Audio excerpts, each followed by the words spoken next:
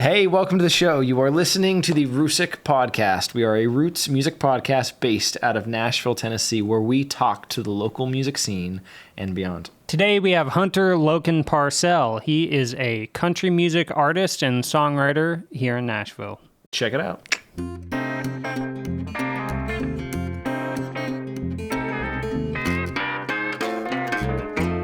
How you been, dude? It's been so fucking long. How's life? Good. Dude, just work, and music. That's been a little slow now for gigging, but we'll pick up again in August, and I think we're going to start doing once a month at Star Rover. Nice. Might try to start doing some things with Acme. We had played there about a month or two ago. It was a good time. I got to reach out to them and talk to them about maybe trying to do another show there, especially with like all of the like tax stuff. I'm like down to try to, help a local downtown place that's actually good. Yeah, it's really cool. I really hadn't spent time in there, and we had a lot of fun. But yeah, just work, man. The world's getting expensive, so dude, it's wild. Dude, did you remember when we cleared Acme one time? Yeah. Dude, honestly, we played to like nobody. We had some lady, I probably have it on recording, some lady came up to me, and Acme, especially for like this night, we were told like play as much original music as you can. And I was like, well, we have these few, but the covers we do, we've kind of made our own, and they're kind of B-sides. No one's going to probably know them unless they're really into that artist. And this lady came up and was like, I wish I could remember who she asked me to play. It was someone good. It was like Tyler Chiller or something. I'm like, I don't know that song off the top of my head. I'm sorry. This is our set list. She just grabs the set list, starts reading it, sees Ever Loving Hand, and she's like, oh, okay, good. And I said something about like, we don't know any like the poppier songs like Taylor Swift or anything. And I don't know if it picked it up. She's like, fuck you. I don't like Taylor Swift. And she just waddled off drunk. And I was like, all right, well, we had to just keep playing because she just kept yapping. But it was a good time. I enjoyed the crowd. Like you look like you like Taylor Swift. The bartenders were cool. The staff was cool. It was a random Wednesday night. It was dead, but it was a lot of fun. Trying to think where else we used to play Cobra a lot. Cobra, I still have like I haven't stepped foot in Cobra and I haven't either. I used to go play darts a lot, but they've changed a lot out back. They've like tried to like modernize, and there's kind of like a soft spot in my heart for the Cobra. But it's also like if I can't go to the Cobra and smoke a cigarette inside, as someone who hasn't smoked in there anymore. No, as someone who hasn't smoked cigarettes in years, like Harley Davidson. Crazy. I know. What's happening to this country? I know. Well, like, there's so many venues here, like D's. I haven't played D's in a long time. We had played there maybe a few times last year, and I'm always going to love D's, but, the city changes and keeps evolving. Things keep coming in, and I'm always split good or bad, whether I like it. But yeah, Nashville just keeps evolving and changing for good and I guess bad, depending your position. We all got here like roughly the same time, and I mean, even in that 8 years or whatever it's been, it is kind of wild how drastically different the city looks. I mean, I can't imagine.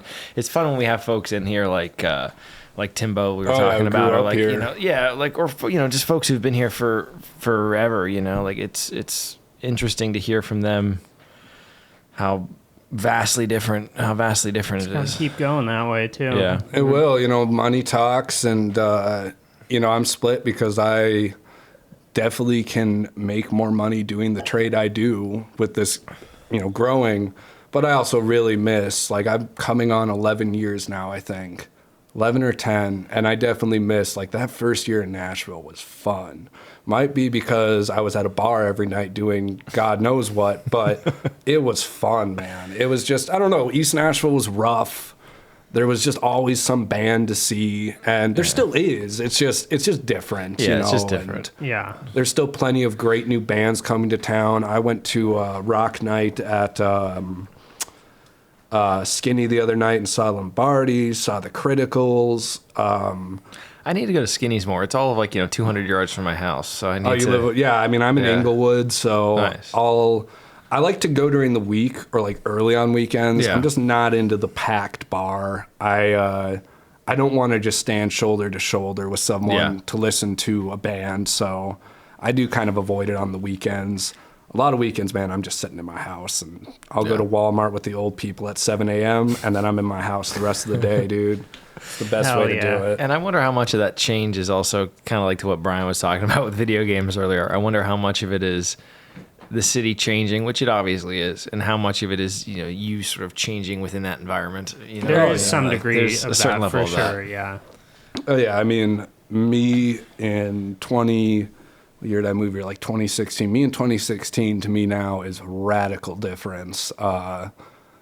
Probably for good, but radical difference. But yeah, it was just fun back, and we were young. I mean, I was 22. Yeah, 22 when I moved here. It was just a great time. I mean, I might have been 21 even. It was just a great time to be in Nashville. Everything was cheap. I miss Edgefield so much. Yeah. But, there's still plenty of great places I've gone out to. And, when I meet new people here, there's always that bit of like, oh, you missed it. But also like, no, there's, it's all perspective. Mm-hmm. So this new person here is going to have that same experience. It's a brand new city to them. And there's honestly a lot more happening, I feel, now than there was back then. It's just a different type of thing. Yeah, like kind of, we were saying this earlier when you were playing, like, there's also a different kind of dynamic in the air, and I'm sure part of that is also just the times change. But so much of when we were all getting here, so much of that, so much of the zeitgeist was, okay, you got to go out, you got to hang out with people, you got to talk to people, you got to like make those connections. Which I mean, obviously that's still the case to certain degrees, but I think it's like you were saying, it's kind of different. Like so much of it now is online, so much of the networking thing kind of happens behind a phone, that it's a very, I think for a lot of young people especially, because we all got here when we were young guys, and I think that like that's, I don't know, like I don't know if I become the person that I am through that route, you know what I mean? Like I kind of think you need to like do what we all did to a certain extent, which is like just kind of go out, fuck around, figure it out. You're gonna fuck up along the way, and like and just like I don't know. Like I think there's something as kind of messy as that can be for people. I think there's something to that like and it like builds character. And you try to learn from the mistakes and embrace the good things. And again, how many people? Not I'm not gonna name them, but how many people do we all know that are no longer here? Yeah. That have dipped out for multiple reasons. Some just lost interest in pursuing it. Some are playing elsewhere. Some are doing really big things now, and they just don't live here now. But yeah, it's really interesting how many people, like I was thinking about this the other day, there's a lot of people that I was hanging with those first few years. I don't know what happened to them whatsoever. No idea where they went. I was just talking to, what's his name, from Ottoman Turks, Nate, I'm blanking on his last name now. Nathan of the Ottoman Turks. I was just chatting with him. I haven't talked to that guy since we were probably in Austin. Mm-hmm. How many years ago was that? God, yeah, that was 7 years ago now. And I saw him post something, and I was like, man, I wonder what those guys are up to. I know Josh is doing his thing. But yeah, it's just interesting to see how all that's changed. And yeah, again, I get kind of old man about it, where I'm like, this sucks. But at the same time, again, it's perspective. And if you are a young person coming here, don't listen to someone like me. Embrace whatever it is that's happening right now. Yeah. Just do it. I think that's part of it too, is like young people. It's something that I always try and keep in mind too. And I say this knowing I'm not an old man yet, but like we're all getting there. But like, young people are so good at adaptation. Like young people are so good at just sort of accepting whatever the norm is of the day and figuring out how to best utilize it. And so part of it is also just thinking, okay, like I don't want to be, I don't want to be the old man yelling at the TV sort of thing. You know what I mean? Just having, just. Well, I think when you get older, you like when you're young, you don't really know what you want, or you haven't found your thing yet. You don't know what you're trying to do, so you're just trying to like do a bunch of shit and figure that out. And then when you get older, you're like, you kind of figure out what you want to do. And you're I think like even in music, man, like I left high school, went to Minneapolis, and kind of went back and forth between Minneapolis and Phoenix, and all those years, it was like, I'm a musician. It really wasn't till I moved here. I had a band in Minneapolis that was fun, but it really wasn't till I moved here where it was like, I really am not a musician. I need to actually start playing, learning my instrument, learning how to write. So it took a long time. I mean, 22, 23 for me to be like, all right, time to like actually do the work of this. I definitely was just kind of like saying things and not really sure what exactly it is that I wanted to do, kind of moving through life. But yeah, coming to Nashville was kind of the moment where my parents were like, oh, we want you to pursue it. We can't help you anymore. So I was like, all right, I'm going to have to figure out a job, and I'm going to actually have to give this a try, or there's no point of living here. I might as well move back to North Dakota and just stick out there. And it's been great. I mean, again, there's so many ups and downs of the last 10 years, but all kind of good because you just grow from them. It makes you whoever you are. Yeah.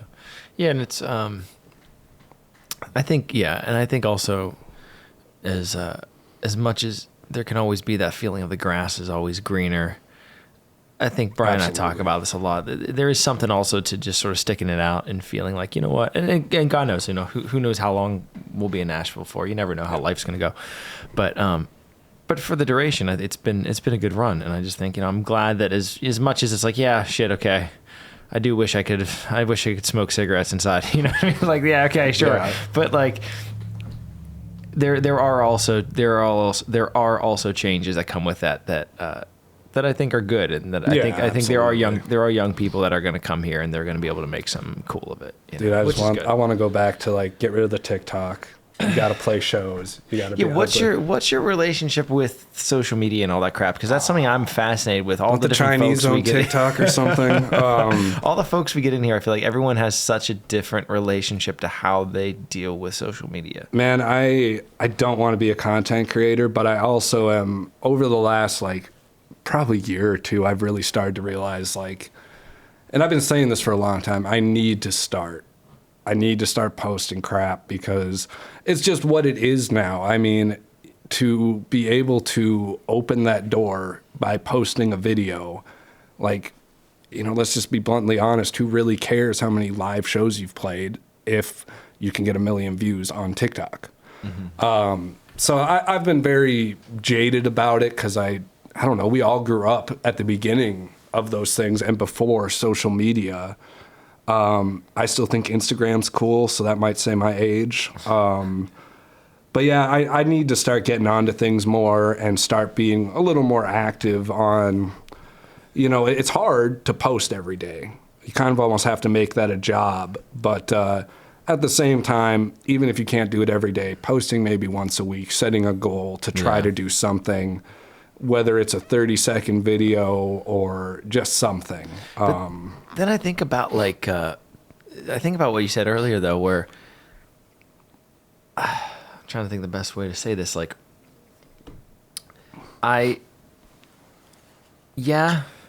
if you perform live to an empty room versus post something and it gets a gajillion views on TikTok, one seems like it's more beneficial to your career. Absolutely. Obviously. Like, I mean, one is going to be more beneficial in the sense that one is going to, you're hopefully in theory going to be able to sort of yield more from that long term.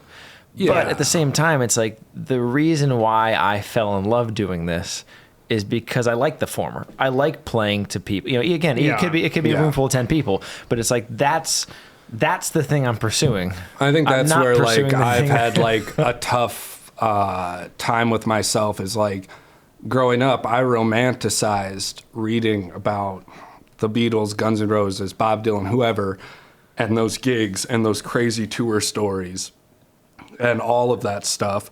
And obviously that can still happen, but I definitely, I agree with you. I grew up kind of reading the stories of like, well, you just go play a bar.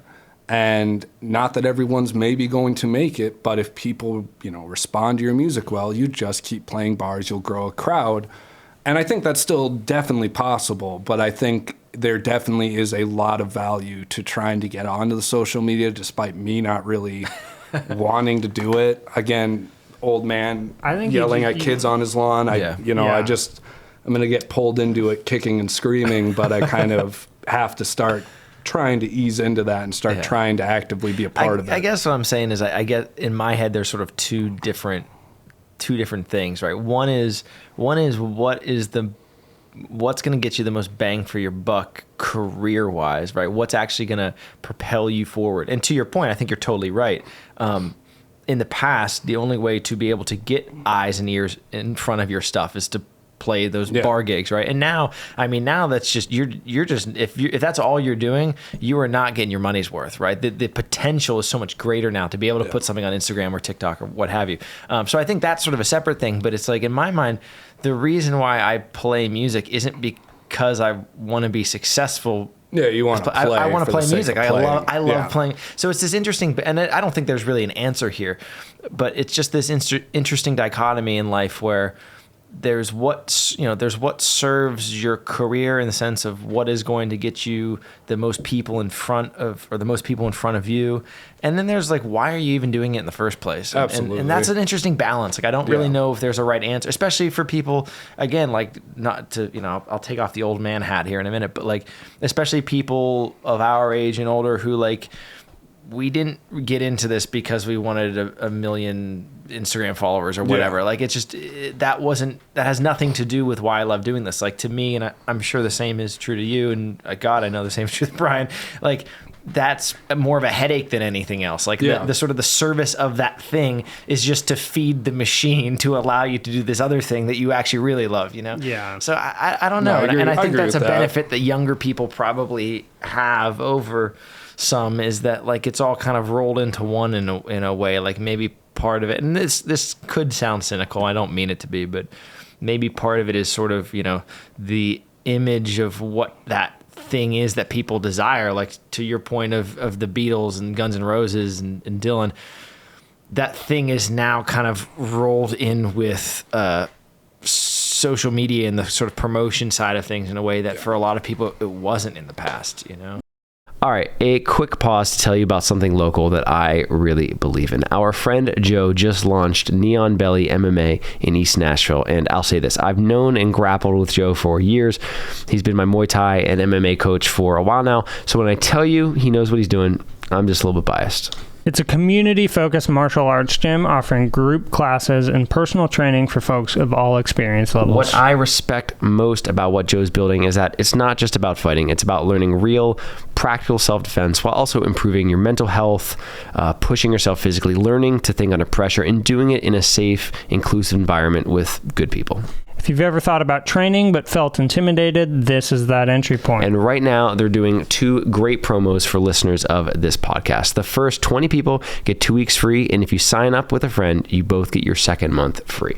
Go follow them on Instagram at neon_belly MMA and check out neonbellymma.com. If you're in East Nashville and you've been looking for something that challenges you in the best way, this might be it. All right, back to the show. Yeah, I get what you're saying. I think like I have a day job. I'm very happy with the day job because it allows me to keep doing the thing like what you said. Like without that day job, I'm not going to be able to get to go play those bars, whether it's 10 or 100 people. Mm-hmm. And I want to do that. That's what I enjoy doing about this. And if I'm an electrician till I retire, I'll still keep playing, keep writing, keep trying to do the things I do.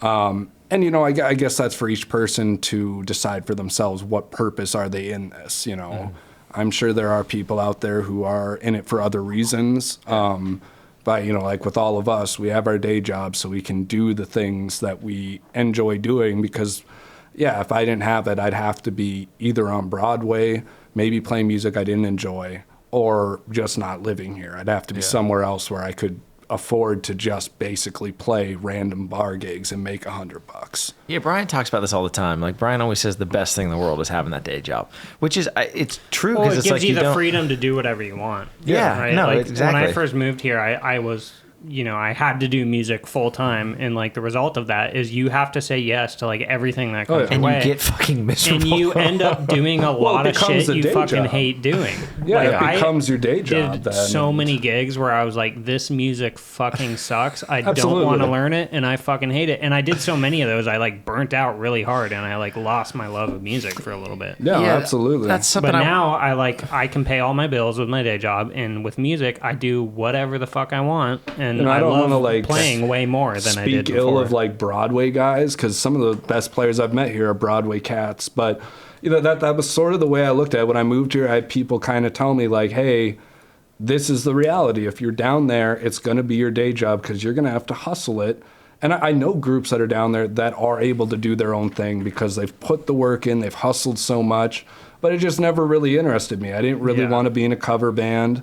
So I went and found a day job that paid my bills and gave me insurance and whatnot. And it afforded me to be able to play the music I wanted without having to care if a crowd necessarily loved it. And the irony of it too is kind of like when you do that, like for you, Brian, once you recognize that and you start doing it for, I don't want to say the right reasons, but for your reasons, then people will gravitate toward, or have the potential to gravitate towards what you're doing. Like, like your stuff, Brian, like now, like tons of people love the stuff Brian's doing because it's the stuff he wants to do. Yeah, it comes off. You're passionate about it. Having way more success now than I was when I was saying yes to everything because dude, there is that passion in there. A country picker, dude. You were a heck of a country guitar player. I like playing country, but it was impressive. Like, there was a time. It's funny. There was a time. Oh, sorry. No, I don't know. I mean, I forget what I was going to say. Go ahead. No, I was just... there was a time, and we've talked about this before, Brian, but there was a time when you... because I think that's true. Everyone who shows up here, the mission statement is, okay, I'm going to make my living playing music. You very quickly sort of hit that wall where you have to make those critical choices. Yeah. And for you, Brian, it was... I remember getting really frustrated because like you are my favorite guitar player in the world. Like you just the way that you like. Thanks. No, but like just I love hearing you play. I love that conversation in music with you. I think Stevie Ray Vaughan was better. Dude, when are we gonna do our Stevie Ray Vaughan cover album? gig? Dude, I'll do it. Let's do it. I was playing Marietta Little Lamb the other day, dude. I'm still down. Let's just throwing it out there. If you want to revive that idea, I'm still in. Let's do an album, man. Anyways, but sorry. I remember there being a time, this was a handful of years ago, where you were doing exactly what you were just saying you were, and it was trying to everything I can do to pay the bills playing guitar. I just need to pay the bills playing guitar. And what started to happen was it was like everything you were having to fit into a mold that wasn't you. Yeah. And it would like seep in, and that thing kind of, I think if that thing can poison you in a way, because then like we'd go to play gigs and I'd be like, why is this not fun right now? Like, not like, and again, like Brian's just as good of a guitar player when he's doing this, but it's like there's no passion to it. The passion's not there. Yeah, exactly. Yeah. And it's like I know the only succinct way I can think to say it is it was like we were having a conversation, but instead of actually conversing and expressing the things that you wanted to express, and again, I think that's why music is beautiful, is because you can had the lines memorized. Exactly, you had them, and I remember doing these gigs, and it would like piss me off. I was like, "What in the fuck is going on right now?" And that's why, like, seeing where you can get to with that, or like where you can get to with that, like I think that's such a beautiful thing when people can realize, like, oh shit, no, I can do this my way. I think there's such power to that, and like I also envy the people who can just like not care. Not care, play whatever is asked of like them, the and Nashville like feel sound, happy and fulfilled doing that. Like I do envy it. Like my life would be so much easier if I just loved pop country and that, you know what I mean? Dude, some of the best guitar players I know in this town are also some of the ones where it's like it doesn't fit what I'm trying to do. Yeah. Because you do, and I don't blame them. They're doing studio work, they're doing, whatever it might be, and these are their repertoire. This is what they're going to fit because this is the type of artist they're working for, and this fits the Nashville sound. And there's been some gigs with just phenomenal guitar players where they blow it out of the water, it's just not quite there. I don't know how else to explain it. And when you get someone who really knows the song you're doing, is also passionate about it, and you say, dude, go for it. I want to hear what your idea is to this. I feel like you get a better product at the end of the day. There's a certain magic there that, it's the authenticity of it. And even like tying it into the social media thing, I think you see this now. You'll see this with a lot of particularly young guys and gals who guitar players, for example. They have unbelievable musical chops. They can make a 30-second clip to like melt your fucking brains out of your ears. Oh, yeah. But that's a totally different skill set than being able to get on stage and play with someone and serve a song and be able to like listen to your bandmate. Like, so it's also interesting just to think about how the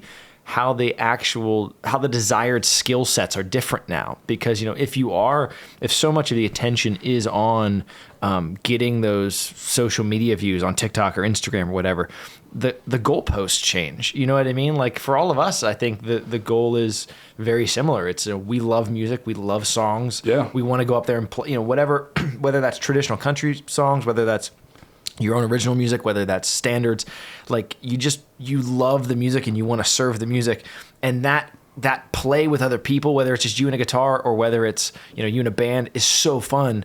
And I think for so many younger people now too, again, old man hat is coming back on. It's different because the goals are different. Like some of it is just like how do I optimize this to get the most eyes and ears on this clip or what have you, Yeah, I feel that. And I don't think that's innately a bad thing. I think it's just different, It's just a different. I think it's you can find a way to do it that's authentic to you, though. For sure. And that is always going to be, the thing that gets the most traction. Like it's easy to, be like, oh, I hate social media, I don't want to do that sort of stuff, because you see all these, corny trends and you think like, oh, I have to do that. Yeah. And it's like you don't. You just have to figure out something that's like authentic to you, and ironically that like that's what's going to end up doing the best anyways, not like doing what everyone else is doing. Yeah. Yeah, there's a way to do it. I think. Yeah, and I think also I'm sure part of it too is the sandbox you're playing in. Like if you're making pop country music, there is probably more utility to fake nails. Yeah. Oh, I was like, what the hell's going on, dude? Dude, you need to game changer. Yeah, you need to they're a game go changer, to a doctor. Yeah. They look. No, fake nails are the shit, dude. Yeah. I'll never go back. I'm not to get into that. I bite my nails. You have to sacrifice a little bit of your masculinity, but it's worth it.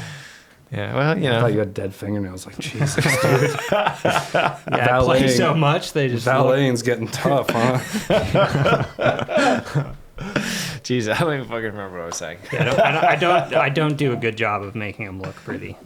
But Brian, dude, they function how they're supposed to. Brian got me convinced that I should get a job at FedEx, and that's still some of the worst advice. Oh, you convinced me of it.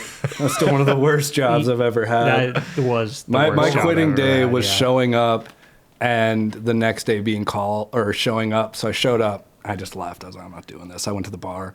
And the next day, they were like, dude, you did such a good job yesterday. And I was like, I'm done. I don't even know if I'm here. I'm done. Yeah, dude, I worked there for a whole year. I can't believe you did that. I made it 3 weeks. Dude, that was rough, some of the weirdest people I've ever worked with.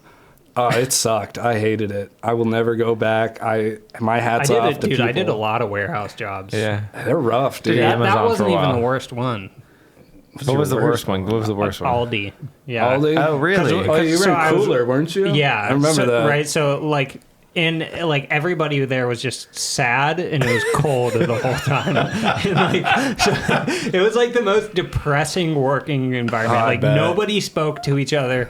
And dude, I met some of the did manual labor people. In the cold. FedEx, like, some of the weirdest fucking backwoods, God knows what people at FedEx, and it was just like, sure, dude. Yeah. Sure. Yeah, I was at Amazon for a while, and we had the same thing. It was kind of an interesting crowd. Amazon, I did Amazon for a little bit. It wasn't that bad.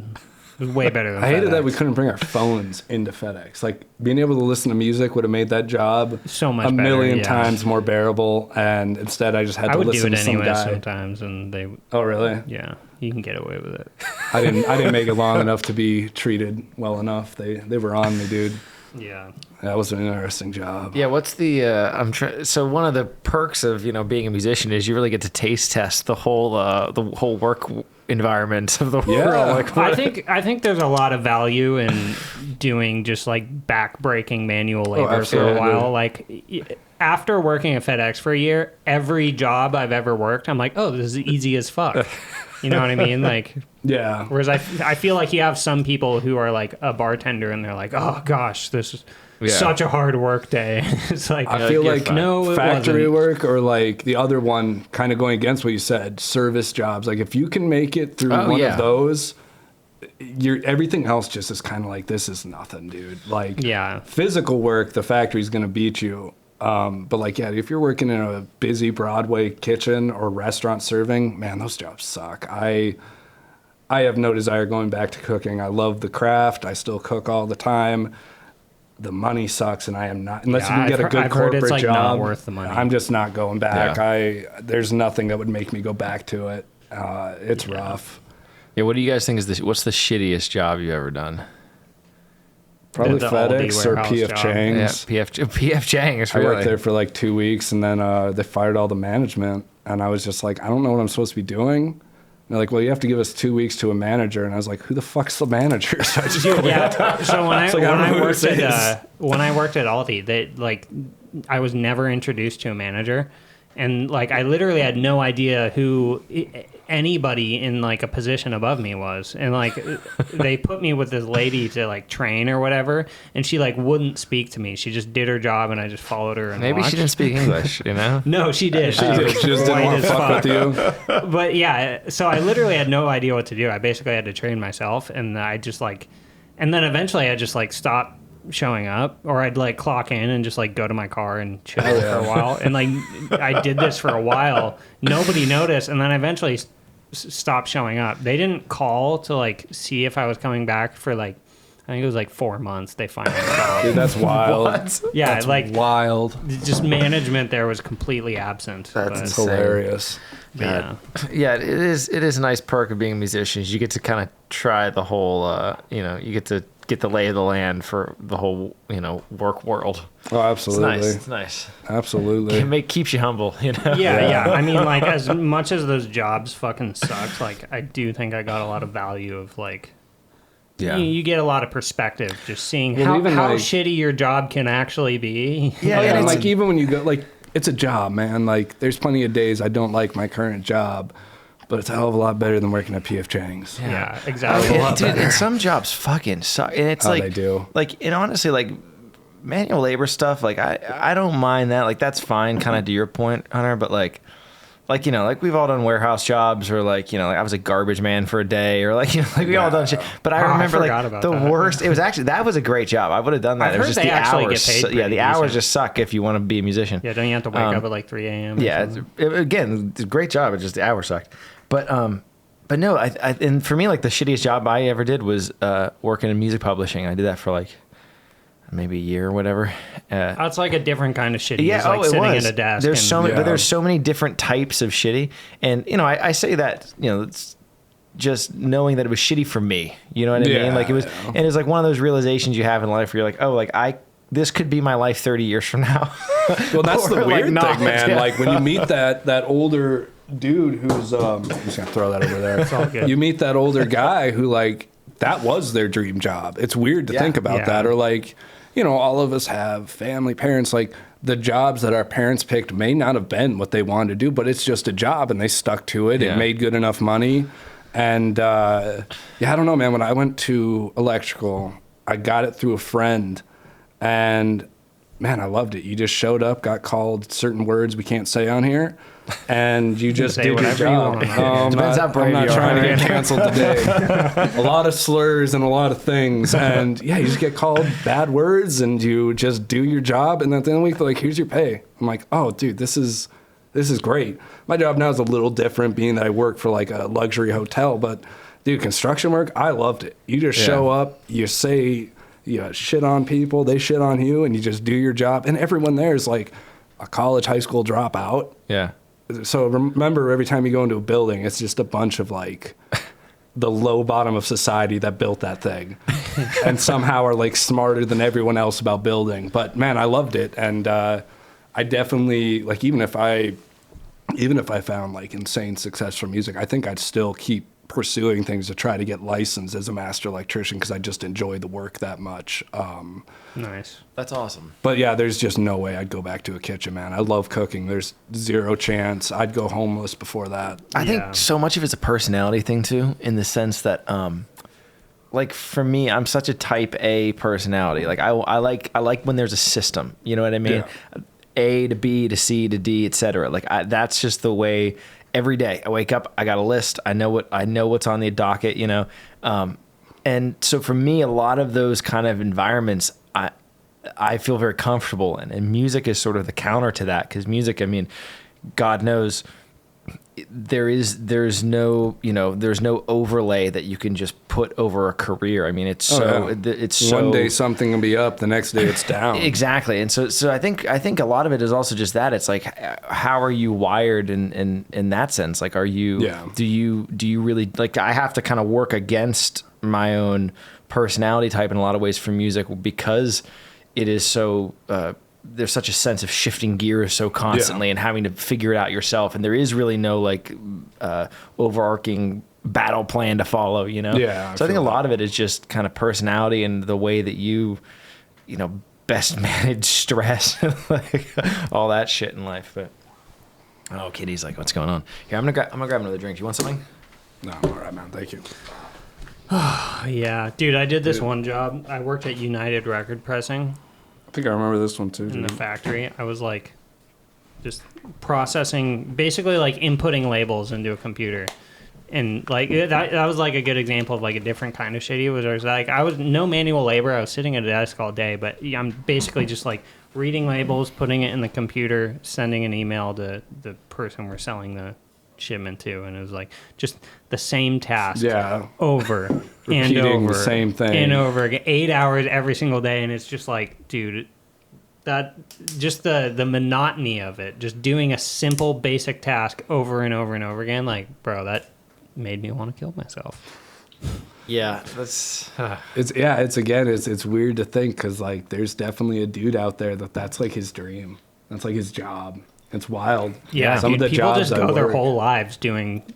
And I just could never understand it, but I try to be like open-minded about certain jobs, because like I'll talk to my parents and they'll be like, dude, especially years ago, they'd be like, you have it so easy. Like when I was a dishwasher, all you have to do is wash dishes. You go home. Yeah, like, that's it. When that's what that your was life a great has job, been reduced to, is just washing dishes. Those over first and over few again. years like, being a dishwasher rocked. I rocked. I could show up hungover. Yeah, I was probably again, it's a drunk personality half the thing. time. Though some people can be in that environment, and I think especially because like you had other shit, like you had music, you had something to occupy. It paid me well enough to just like pay the bills. So I was like, this is great.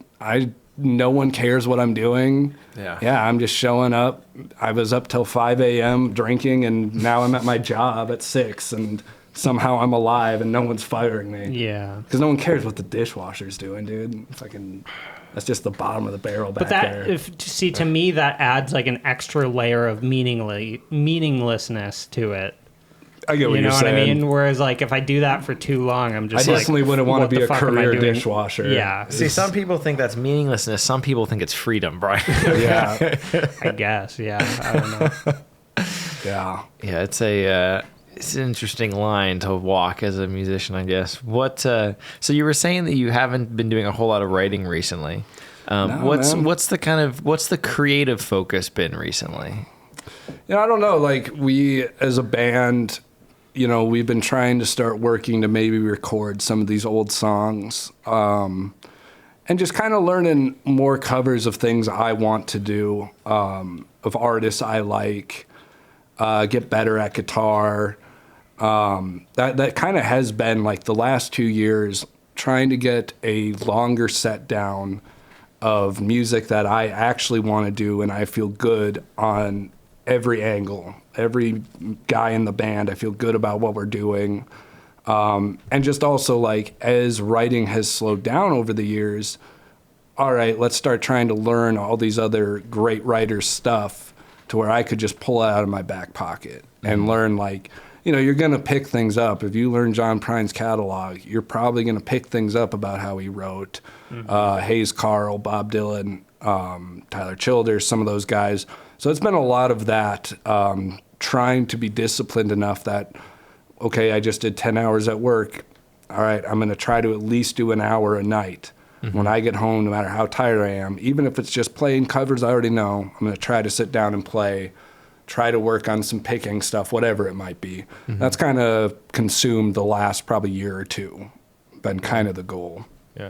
I think a lot of people wish, God, I wish I had more time for that. And I'm so guilty of this too, because, we all of us have our fucking packed schedules, but I think so many people think, God, I just wish I had more time. I wish I had more time. And I find myself falling for that all of the time because I always wish that, if I had 2 more hours to work on this thing or whatever. But to what you were saying, I think that if you can work it in the routine, even if it's however it's the consistency. Oh my God, it's 100%. Like we had, who do we have on forever ago? And we were talking about this.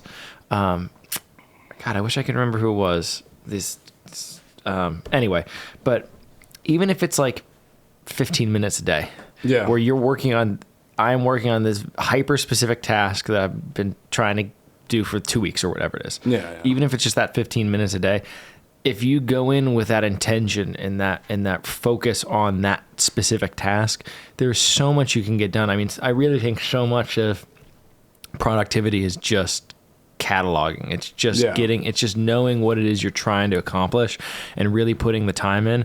And again, I know a lot of that is personality. I know a lot of that is just, what is innate to the way that you learn, know, like for me, I've talked about this, so apologize, but, like this past few weeks I've been saying, okay, I'm gonna do open G tuning. That's all I'm gonna do. Like I want to fucking master open G tuning. So if I'm like, all right, the entire summer while I'm not working, all I'm doing is I'm not picking up a guitar if it's not an open G. And it's like, and that's just because I'm fucking crazy. Because I know that's the way that I learn. If I don't do that, I won't commit to it in the same way as if, it's the same thing with like stopping drinking for me. You know what I mean? Yeah. There's a world where I could have a couple drinks at the end of the day or, on the weekend, but it's like, that's not what I'm going to do. Dude, I think my cardinal sin is like, I get home, I'm going to eat a gummy. I'm going to get really high. And then I'm going to turn on like I've been binging Oz. If you guys haven't watched Oz, fucking phenomenal. It's a jail show from like the 90s. Oh, okay. Love it. But yeah, I'll just pop a gummy and all of a sudden it's like, fuck, it's 7. I got to make dinner. Fuck, it's 9 o'clock. Dude, I wake up at 5, sometimes 4:30. I should probably go to bed. So that's my cardinal sin, is just being lazy. I'll get home and it's like, man. It's hard not to after a day of work. It is, but I think like what you said, man, once you kind of get yourself in that motion of like, all right, even if it's just like a week, the amount, it works out well where it's like, all right, every day at 7 o'clock, no matter how high or how whatever I am, I'm going to grab my guitar and I'm going to play. It becomes second nature eventually. Like I don't work out a ton, but I'll do that usually once a week. And I know usually Tuesdays, all right, for an hour, I'm going to do something at home working out, or I'm going to go to Planet Fitness and work out for an hour. Once you do it enough, it does kind of become second nature. Yeah. You just got to commit to it. I do find like scheduling shit helps too, even when you don't need to. I'll do like, okay, 7 to 9 o'clock, I'm going to practice, even though I could, do it before or after then, it doesn't really matter. But like, when you have that time block, you just accept that this is what I'm going to do for that time. Yeah, you just I agree with that. Oh, I'm so bad with that. And when I say bad, I mean like that's the only way I can get through life. Oh, really? See, I'm normally terrible with that, but lately I've been trying to be a little more. I don't know. I'm kind of in the middle. Like I like having a schedule. I like having a schedule with things like music where I'm treating it in a professional manner. Mm-hmm. For my own stuff, I'm not as good, but like for rehearsals and stuff, it's like I want this set in stone, so there's no question on any side. This is the time we're meeting to rehearse. This is how long we're going to do it. If I know ahead in advance, here's what we're going to try to work on. And then same with gigs, man. Some of the booking here just drives me nuts because it'll be like the day before. It's like, here's all the info you've been asking for a month, and it's like, cool, dude. I wish I knew that a month ago so I could tell everyone, they could get prepared. But that's kind of the nature too of like the music industry, and especially at our level of playing. You know, it's just what it is. Yeah, you sort of learn to. You get very good at flying by the seat of your pants. You know what I mean? Like that's a skill that you get plenty of reps on in this. Absolutely. Kitty, you want out? Get Kitty out of here. Really? Come here. Get that tongue sticking out. Come on, you gotta go. Yeah. Alexa's like, no more Kitty right now. Sorry. Yeah. How long did you know? How long did you know you wanted to do Nashville? Not long at all. I never wanted to move here when I was in high school. Because I don't know, like all I knew about Nashville was like pop country. Yeah. And don't get me wrong, I have some artists I love from the 90s and 2000s. But, and again, musically, I wasn't sure. Like, some of my favorite artists are Motown to Merle Haggard to the Beastie Boys. It's been a very wide range of musical influence and taste. Especially back then, probably the biggest one would have been like John Prine, Bob Dylan, very folk-oriented stuff. And I had known a girl, she moved here, and that's really what brought me here. This girl moved here, I was like, I'm gonna marry this girl, I'm gonna move there. Got here, that immediately ended. It blew up in my face. I got to live in my car for a week. I would shower at the Love gas station off Trinity. Oh, there we go. Yeah, they used to have showers. I don't know if they still do, but it was a week. And then I had a friend who kind of convinced me to stay. He no longer lives here, but he had a rock band. And he's like, dude, there's so much happening in East Nashville right now. It's not just Broadway. You don't have to do that if you want to live here. Like me and my band, they were going out every weekend around the South. They were doing quite well for themselves. I was like, all right, well, dude, I just uprooted my life from Minneapolis to move to Phoenix, worked in a sawmill to save money, came here because I thought I was going to marry this person, and that blew up. And it's like, okay, well, I feel like I'm a failure if I just turn tail and run. I don't know where I want to go. I don't really want to go back to Rugby, North Dakota, as much as I love my hometown. I don't really want to go back to Minneapolis. So I guess I'm just going to stick it out here. And my buddy had worked for the Opry, and I had found an application for the Ryman. And when I had called about it, the guy on the phone told me it was for like helping organize and set up events. So I showed up in a suit, and the chef was like, dude, we need a dishwasher. That's the job. And I was like, I need a job. I literally don't care. I've cooked before, all this. I could care less. It paid really well. Back then, I think I was making like $14 an hour.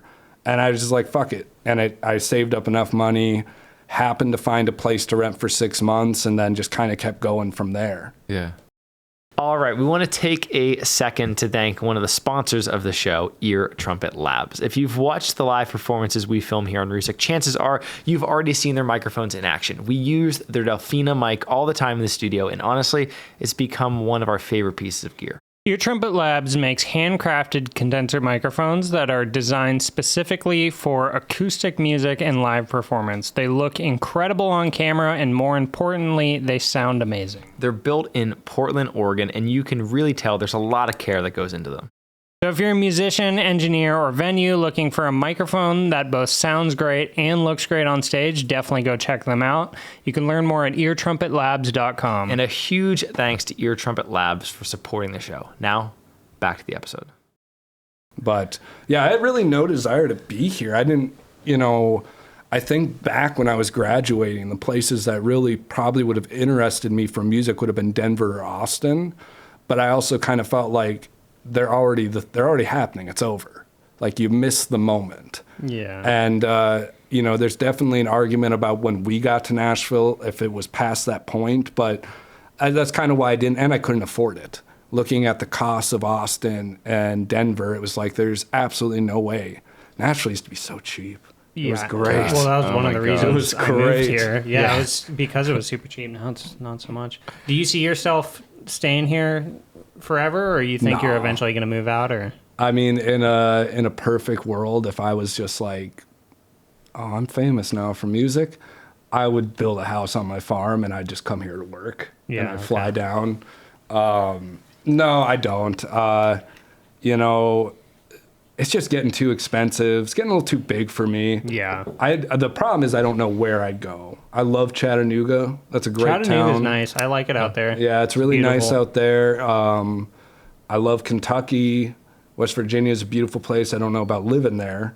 A little questionable, I think. But, even North Dakota, if there was more music happening in North Dakota, I'd probably move back. And there's plenty of bands I know there, but it's just a different thing. Mm-hmm. I wish I could remember their name. There's a bluegrass band that I love of brothers that just, the Bluegrass Awards that are here every year, they just won some big award with that. But, I'd message them and ask them, like, you guys are touring out of, they're like southeast North Dakota. What do you feel about playing there? And they were like, dude, if we weren't ranching, there's no way we'd live here. You couldn't make it on music. Yeah. Montana's beautiful, but again, has gotten quite spendy. Dude, it's crazy. I have some family in Great Falls. Well, my dad. And I've thought about that, but because there is a decent music scene there too, which is kind of There wild. is, yeah.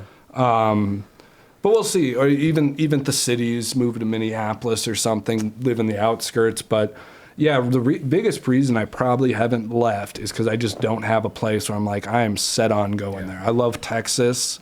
But again, it's like you move to some small, affordable town. You don't know anyone. You don't have a job lined up. Saving right now is so difficult with the cost of everything. Yeah. I feel like anywhere even remotely cool to live is now expensive. Super expensive. Yeah, like dude, the one that everywhere. I've known a few people to go to, and if you could tough it out, I think it's gonna change and get super gentrified. Is Detroit? If you could tough Detroit out for a while. Detroit is kind of seeing like a resurgence. Yeah, right like now. if some of the housing there is That's where crazy. Josh moved, right? Oh, really? Yeah, I think Josh is still out there. Yeah, Detroit. I know quite a few people that have gone, and I've only been to the airport, and it sucks. Airport's so bad, dude. It's just like a long tunnel. I've been there a very long time ago. Bleakness. Yeah. But, there's so much music history there. But, again, it's kind of like Nashville, man. There's a great story from Sturgill when he first came here about waking up and some dude just broke into his house in East Nashville, and he's sitting there with a shotgun like, what are we going to do, dude? And that's kind of what happens when you move into, these areas before air quotes gentrification happens. It's going to be a little rough. Yeah. Even when we first moved here, man. Think about where you guys were at, yeah. or even where I was at. There was a bunch of... Bro, there was weird gunshots like every other day over there. I had a crackhead in my neighborhood who would mow my lawn part way and take my trash out. Oh, my God. And then ask me for money and be like, I live here, dude. Like, if I live in this neighborhood, I also don't have money. We had 2 cars fly into our house. This I remember that. Kind of off topic, but I never understand like homeless people who are begging for money in like Madison. It's like, dude, Madison's starting to get spendy. you're in the worst place to do that. Dude, it is a bad Everybody here is place. broke. Like, you should maybe try a different area. There's a dude, and I give him props for it. There's a dude that sits at the Inglewood Kroger, and he has a barcode, like a scan barcode. And I'm like, good for you, dude.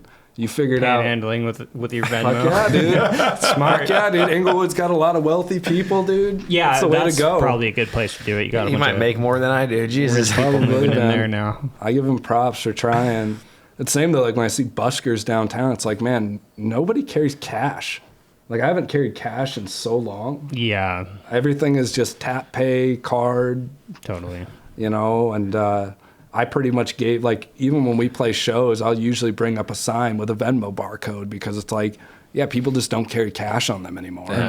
Yeah. And people, when they're drunk, are willing to scan the even barcode. like working a job where people typically tip you cash, like these days it's probably like half people ask for your Venmo. And Yeah, but yeah, I don't know. There's just not been anywhere that I've been like, you know what, that is really the move. That's where I'm going to go. I do know it seems like Hantavirus got bullied by the American people on the internet. That stopped being a thing after like a fucking week. Yeah. But if anything like people are that, just like, we're not doing that. yeah, like if Shut like the fuck another up. COVID happened, dude, I'd uproot. I'd go back to North Dakota. I have enough friends that farm. I have enough friends on the oil rigs. I'd just fucking hate my life and make a bunch of money, and that's what I would do. Yeah. But I love North Dakota, but again, it's just tough. It'd be a tough move. It'd be a big difference.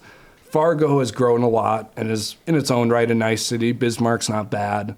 But yeah, you know, again, it's just like there's nowhere that's really been like that's the move right now. So right now, I'm happy where I live. I got a good place in Inglewood. I do like this area up here, but it's probably going to get more and more expensive. Goodlettsville's cool. It is. Yeah. They're taking the mall down, dude. Good. Dude, that Guitar Center was the best Guitar Center. Dude, the mall was a fucking it was awful. Yeah, I'm that surprised Guitar it Center lasted. was so bad, dude. Yeah. Oh, it was so bad. Guitar Center in general, I think. Oh, I know, but like especially in Nashville where there's so many good guitar shops. You It's got like that big one down on Briley or wherever down south of town, and then you go to this one and it's just like, why? Who the fuck put this here? Yeah. Who thought this was going to actually compete? But hopefully, whatever they put there, because I know it's like a big development company. I think they're going to be there's going to be a bunch of restaurants and what a about park the In-N-Out? Oh yeah, I'm Dude, stoked on yeah. that, dude. Goddamn right there is. Oh yeah. I'm excited for that. It looks like it's almost done. Like I haven't looks driven totally by it fleshed much. out. I might The drive by insides. after. Yeah, I don't know went when to it opens. the but- one north of the airport. I forget what the town is. Is it Lebanon, maybe? Lebanon, yeah. I went to that one, but I've only gone to one once. I tried to go to the one in Franklin after their big guitar show, and it was like, it was fucking wild. There was like an hour and a half wait, and I was like, fuck that. Yeah, when they first opened, it I'm was not crazy. doing Yeah, that. no, it was crazy when they first. I've eaten that in and out so many times. I told my family, I'm like, I'm sorry, I don't come out to I see only you went to anymore. the one I have in In-N-Out now, so. Murfreesboro once, but I'm sure once this one opens, I will be regularly. Once this like settles a little bit, I'll be trying to come up there here and there. There you go. Can't wait. It's hard to beat In-N-Out, dude. Yeah, if you Whataburger is not better for people in Texas. There's a Whataburger sucks. They built a Sorry, Whataburger over here No, I'm across not. the street on Gallatin. Fucking, there's never a car in there. Yeah, because it sucks. It's horrible. It's terrible. Yeah. I remember we were on tour. I'm trying to think. I think this might have been the tour in 2019 that we did with you. Yeah. When Mallory and them were constantly Mallory Eagle, Roosic alum, love you, Mal. She was like telling us how fucking great the Whataburger. It's amazing. Yeah, we went it's so and it was good. terrible, and she was like, "Oh, that just wasn't a good one. No. Like the next one we go to was Mal, I good, love and then you. we It was went to another. ass. It was It also was shitty." ass. And The only thing I've had at Whataburger that I'll give them props for is that like honey chicken biscuit thing. But it's like you can't have one item and be considered good. Horrible, just ass. Yeah, no, they opened one. They opened one like 100 yards from my house, like right on Gallatin. Yeah, and I was so pissed off. I was like, God damn, this could have been an In-N-Out. What the hell? I feel like there was a lot of hype when they first opened here, like lines around the block. There's never anyone at that Whataburger. Yeah, ever. same with the one over here. I never see anyone. Dude, it's there was like a big wild. line the first day, and then that was it. Texas people defend that, and I think it's owned by a company out of Chicago. That is not the hill to die so on. it's like you guys fucked up, dude. It's not Texan It's anymore. not even your thing. No. Yeah, that's not the hill to die on. No. Not a fan of that burger. Yeah, God. Tell me about the High Lifes. How did all that come about? Like, because that seems like that's a pretty solidified unit at this point. Yeah, Jacob, Mario, and Matt had just been playing for me for such a long time, and I don't know if it was my idea or whose, but I think the original idea came from seeing like some of these other, I think it was probably Tyler Childers having the food stamps. And I was like, that's kind of interesting. Like he'd just gone by Tyler Childers and they started using this backing band thing. And I was like, that's kind of cool, sort of vintage. And then just being that like the one original that I tend to get really good remarks from was Champagne of Beers, which is about Miller High Life. I was like, that's kind of an interesting, different name. And that's just kind of where it came from. And we do have guys come in and out. It's been a while, but I've had like Brett Strader play for me. Josh Rosen, I might be butchering his last name. Sorry, Josh. He's played drums a few times for me. So there's been some come and go, but it was important for me to try to find like with wanting to experiment with things. It was really hard if you had constant rotation of people. So I really tried to find a set group of guys. And I found Jacob back, I think, when you were playing guitar with me. Mm-hmm. What did he play? Bass? Jacob? Bass, keys? He played a bunch I think of when crap. I played with you, it was kind of always a struggle to have a consistent bass player. Yeah. We were kind of... But I'd met him, he cycling had through posted people. it, I think, on Facebook I think and it was mentioned like Tyler Childers. And I was like, I love Tyler. So I'd met him. And then one of one of the gigs I did at the Legion, I was shit-faced and it went really bad. And me and him didn't talk for like a year. And then out of the blue, he's like, "Hey, dude, I don't hate you." And I was like, "Oh, I thought you were pissed." That's the whole reason we hadn't talked for like a year. Matt came through Jacob. I think Jacob had played some gigs with him. And then Mario I met at Legion. And he never really played for me. And it kind of came later. I don't really remember how that came about, but we hadn't really been hanging out or knew each other that well. But I remembered he had said he played bass. And we needed someone when Brett was playing guitar for me. And I hit him up and he was available. And now I don't know if Mario's, he was in that band Omenbringer. I think that has ended. I might be wrong. If I'm wrong for that, sorry, Omenbringer.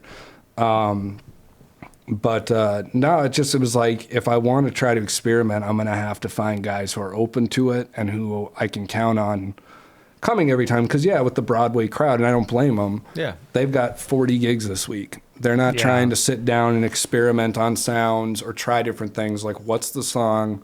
Here's what I'm going to play for you. And I think when you have a consistent band, too, there's just like a certain chemistry that develops. Oh, absolutely. That is lost when you how it's typically done here in Nashville, where you're just scrambling. Well, I mean, at this point, like, dude, we can. I mean, there's always mistakes, constant. I always get really hard on myself about it, but again, you're so tight together as a group that no one else knows. Yeah, and like pickup bands are fun. Like, don't get me wrong, pickup bands can be great, but that, to your point, Brian, like that's different than watching a band play. Yeah, and I kind of looked at it the way like rock bands in town were operating, where it's like, this is a band. Yeah. And I also, wanted guys that weren't necessarily country guys. Yeah, that's one thing I think is really cool about it. Is like Mario, it's actually really funny. So I've known Mario for years, obviously. And then like one day, I don't know how many years ago, Mario was like, "Yeah, I'm playing with this guy, Hunter." I'm like, "No fucking way." It's such a small world, right? Oh, yeah. But yeah, it's like, I think that's cool that like, it's this amalgamation of folks who aren't all just in the sort of traditional country scene. You get some ideas, and there's definitely been times where it's like, hey, we okay, man, we got to draw back here. We're not, in a metal show or this or that. But having those other influences, I really try to let them, I'm not Prince, I'm not Bob Dylan, so it's like, hey, if you guys have an idea, say it. I might not like it at the moment, but let me play on it. And let me see, because I might come around to it. So I try to be pretty open-minded to their opinions and ideas, because they're all music majors. They all studied it. They all have different areas they're coming from.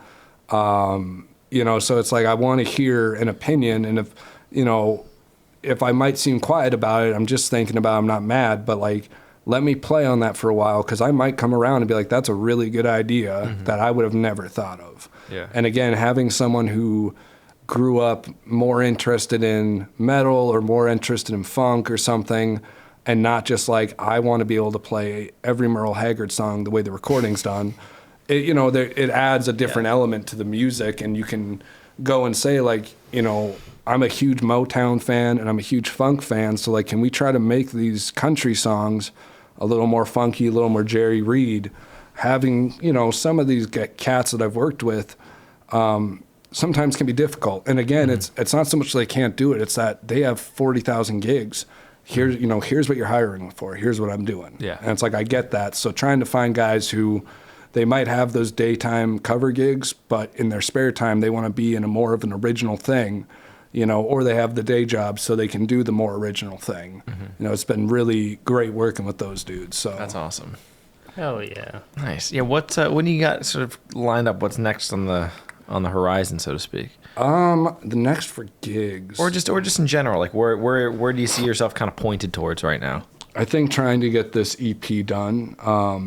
There's a studio up here. You guys know where the Lucky Nut Bar is? Have you seen that yet? Yeah. So like, just across from that, I'm in a Fitting Room Studios. They have live music at that bar? They do. Really? It's a cool hang I've never there, been man. in there. I've driven by it. It used to be an Italian restaurant. Yeah, when I first remember moved here, and there was always like whispered that it was like mob tied. I remember I went in there once. I got that vibe. It's interesting.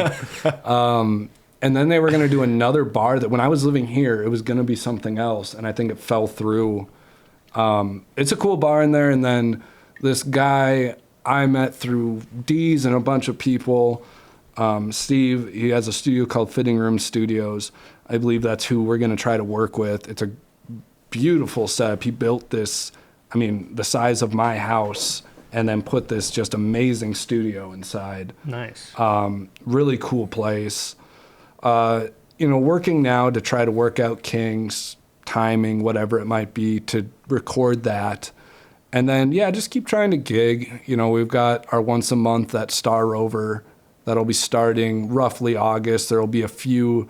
It'll be a second Saturday of every month, with the exception of August and September, because I have Mario's bachelor party in September. That date was, so we had to move it. But other than that, just keep trying to expand sound. Keep trying to write. Keep trying to, push forward. Work on social media. There's kind of a broad blanket of things that I have in my mind of these are some mini goals I'm trying to kind of work towards while I have my day job, while I'm fixing guitars, while I do very rarely, but some private work doing electrical. Here are the little goals. And then, all right, you have Saturday, you have nothing going on. Don't just fucking sit and watch Netflix and do something today. I'm trying to be a little more disciplined about it. I've been trying to get out more too, just because, again, it's I've been so out of the loop, and trying to get kind of back and seeing folks who are still around. I saw Mose probably a couple months ago, saw Tim at my friend Joel and Ashley. They had their wedding party at D's. Tim played it. But trying to see kind of that old crew, man. It's been a while. There's a lot of people that I just are gone now, or I just haven't seen in ages. So trying to kind of get back out. Let's all hit up Skinny Dennis soon. That'd be fun. Yeah, I've never been there. It's nice, man. Yeah, down to go. It's cool. It's definitely a different vibe. I usually, I'm not going to go tonight because it's CMA week, but I usually try to go Sundays because it's what the hell is his name? God damn, I'm going to blank on it now. You guys would all know him because you have seen him a billion times. He always used to play Honky Tonk Tuesday, but Chris Scruggs? There we go. It's Chris. Okay. It's Chris Scruggs. Nice. I didn't know he was doing Sundays. That's killer.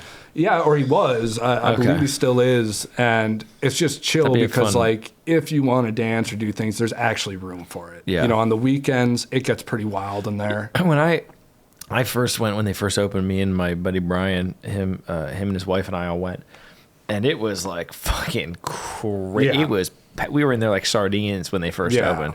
But it's if you go on a weekday, I think it's pretty chill now. My buddy Nolan and